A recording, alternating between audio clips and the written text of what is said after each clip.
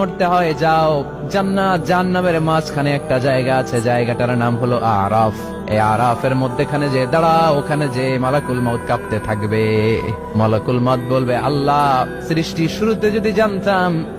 শুরুতে যদি জানতাম সবাইকে মৃত্যুদান করার পরে, রূহ কবজ করার পরে আমাকেও মরতে হবে, তাহলে এই কঠিন দায়িত্বের ব্যাপারে আপনার কাছে ক্ষমা চাইতাম।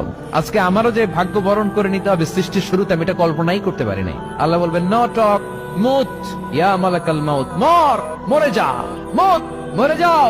বলার সাথে সাথে মালাকুল মউত এক বিকট চিৎকার হাঁকিয়ে মরে যাবে। মালাকুল মউতের চিৎকারটা সেদিন এত ভয়ঙ্কর হবে, বিষ্ণু ঈসা ইসলাম বলেন, ওই চিৎকারের আওয়াজ যদি পৃথিবীর মানুষেরা কান দিয়ে শুনতে পেত, তাহলে কিয়ামত সংগঠিত হওয়ার জন্য আলাদা করে ইসরাফিলের সিঙ্গার প্রয়োজন হতো না।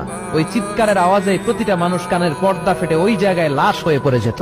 এবার ডানে বায়ে সামনে পেছনে উপরে নিচে কেউ নাই, একজন ছাড়া। জোরে বলতে হবে, তিনি কে?